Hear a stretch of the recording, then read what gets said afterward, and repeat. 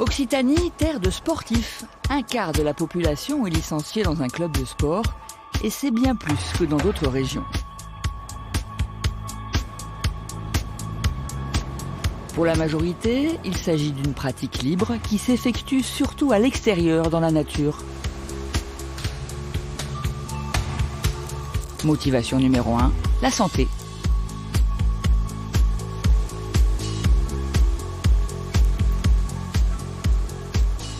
C'est bon pour le moral, c'est bon pour les fonctions cognitives, et ça d'autant qu'on le fait en groupe, ça va créer du lien social et qu'on le fait de façon régulière. Autre particularité locale, la moyenne d'âge des pratiquants. Ici, elle est plus élevée qu'ailleurs. Nos seniors ont la pêche. Est-ce que le sport va nous permettre de guérir une pathologie? Lui, tout seul en tant que tel, je ne pense pas. Mais est-ce que le sport va être un vecteur d'être en forme, d'être heureux, d'être épanoui? C'est une évidence.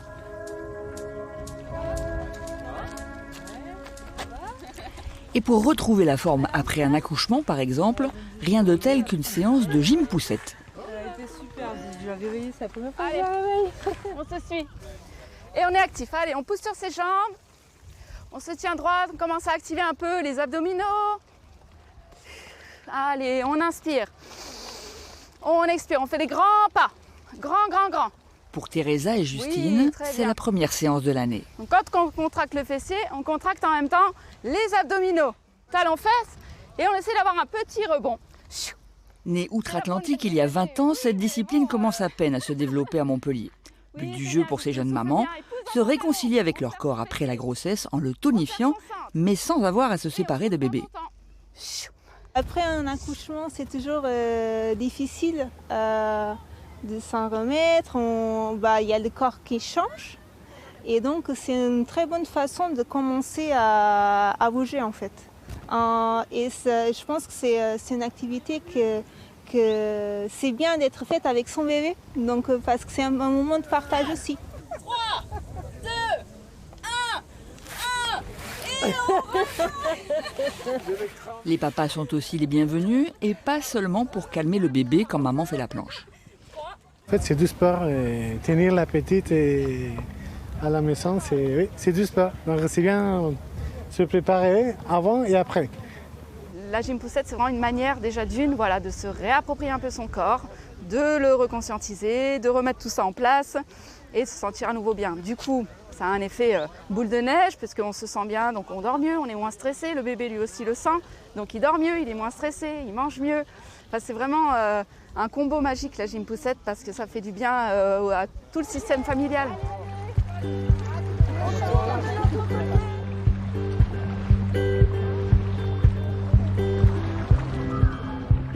J'ai décidé de démarrer le longe-côte pour voir si ça me permettait de retrouver de la mobilité et sans douleur aux genoux.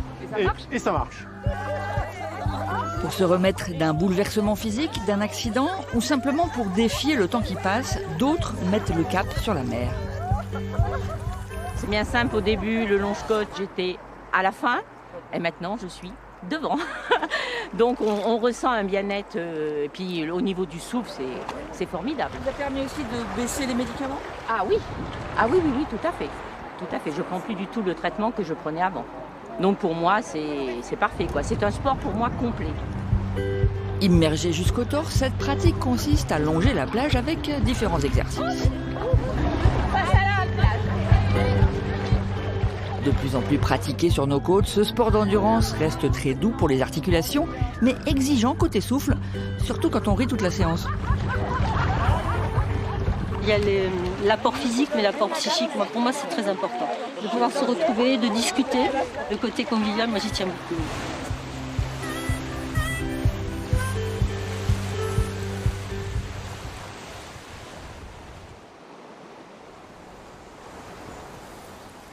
Le corps et l'esprit, une association indispensable en tai chi. Attaquer avec le dos du marteau. Dans un quotidien en rythme effréné, cet art martial chinois semble capable de suspendre le temps. Un seul mouvement. Ça m'est vraiment indispensable pour gérer mon stress. Et comme À travers toute ma vie, j'ai eu des épisodes assez difficiles. Et je sais qu'à chaque fois que j'ai eu des événements graves ou importants pour moi, le tai chi m'a toujours aidé à passer à travers des périodes difficiles, quoi. Je suis quasiment plus malade l'hiver, en fait. Avant, j'avais les infections ORL qu'on a habituellement l'hiver, 2-3 fois par an. Et depuis que j'en fais, enfin en tout cas les dates concordent, je suis plus malade qu'une fois tous les 3-4 ans. Revenez en position cette étoile, poussez le souffle. Dans cette discipline, c'est la respiration qui soutient le geste. Comme le Qigong, le Tai Chi fait partie des piliers de la médecine chinoise traditionnelle. En pratiquant son souffle, on fait circuler le Qi dans les méridiens d'acupuncture. Et donc voilà le lien avec, on va dire, la pratique personnelle d'autosanté. Autosanté? Oui. On prend en charge ce qu'on est, sa santé intérieure. Quand le corps crie, c'est que l'esprit crie. Donc il faut soigner l'esprit et apaiser ici. Et surtout, ce qu'on fait, c'est qu'on apprend par le lent à aller chercher dans l'intériorité un espace de recueillement où on va chercher sa paix. En appuyant bien sur les deux mains, tout doucement, décoller le bassin, monter sur les épaules, ramener les mains en soutien dans le dos. Autre discipline venue d'Inde cette fois, le yoga. Au bout de combien de temps on est bien? Dès qu'on rentre dans la salle? Non, je veux dire, à partir de combien d'années on est tranquille dans cette posture? Oh, je l'ai fait. Il faut une bonne année au moins. Tout doucement, en gardant le menton collé à la poitrine, tout doucement, ramener le dos au sol, vertèbre par vertèbre, décoller la tête. Selon le physique de chacun, le yoga permet d'apaiser le stress, raffermir le corps, ouvrir les poumons, remobiliser les articulations. C'est mon toubib un jour qui m'a dit vous devriez faire du yoga parce que vous êtes très raide. En plus, vous êtes un peu nerveux de tempérament, ça vous ferait beaucoup de bien à tout point de vue. Donc en fait, je m'y suis mis. Mais je ne regrette pas. Franchement, je ne regrette pas. Le yoga, c'est surtout utilisé à titre préventif. Parce que la pratique du yoga, les étirements qu'on fait au niveau musculaire, le travail qu'on fait sur la respiration, le travail qu'on fait sur la relaxation, vont permettre de prévenir un certain nombre de problèmes de santé. Là, on a fait un grand apport d'oxygène aux différents organes. Et comme chacun sait, des organes bien oxygénés sont des organes en bonne santé. Cette approche globale du corps, dans le respect des possibilités physiques de chacun, permettrait aussi d'améliorer un état général, voire parfois de tenir à distance certaines maladies graves. Le yoga ne corrige pas les vertèbres qui sont cassées, hein. On est clair là-dessus. Hein. Par contre, le yoga apporte beaucoup sur le postural.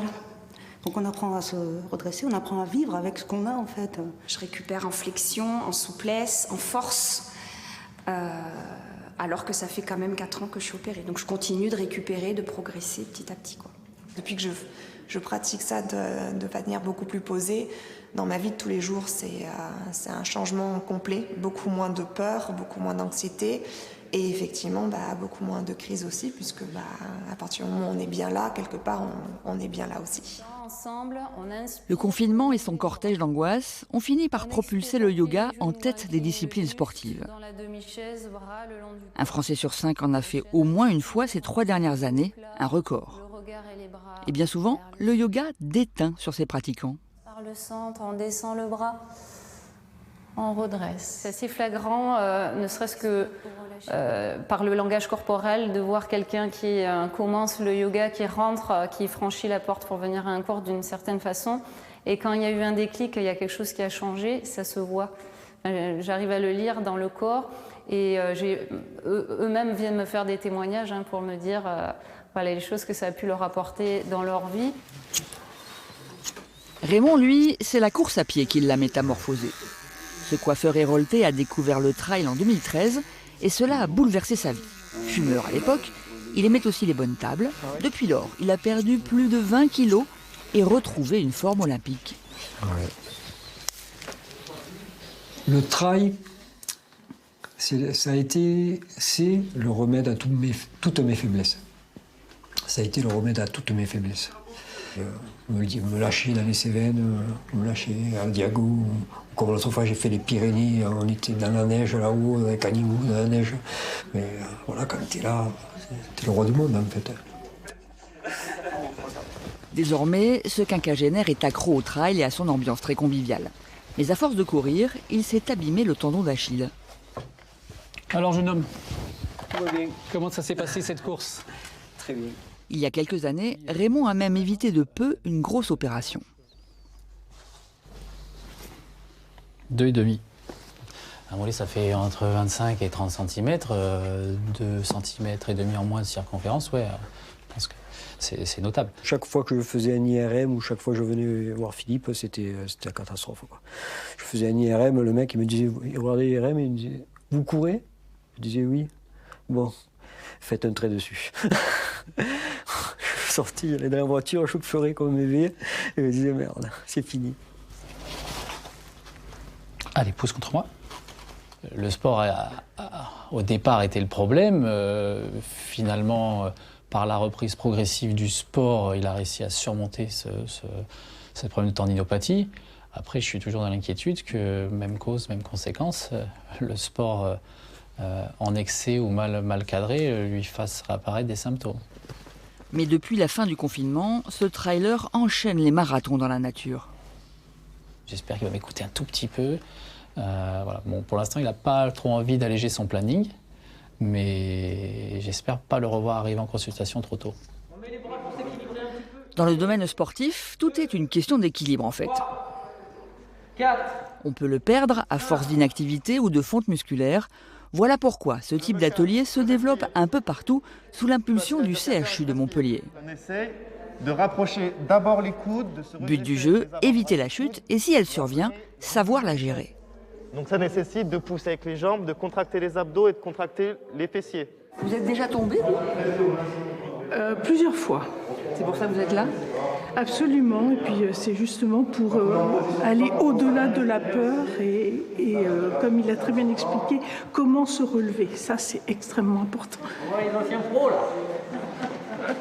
Et on va chercher à gauche. Nous, notre objectif, c'est que les gens fassent de l'activité physique adaptée à leur performance et adaptée à un objectif.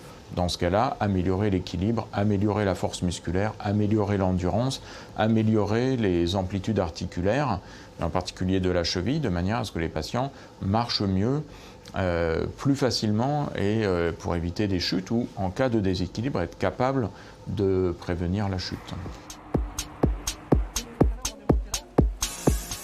L'activité physique adaptée, en fait, c'est du sport qui soigne, sans médicaments. Quel que soit son âge, bouger fait toujours du bien. Peu importe le type d'effort et la durée, l'activité physique, même légère, réduit le stress et l'angoisse. Elle augmente l'espérance de vie, tout simplement.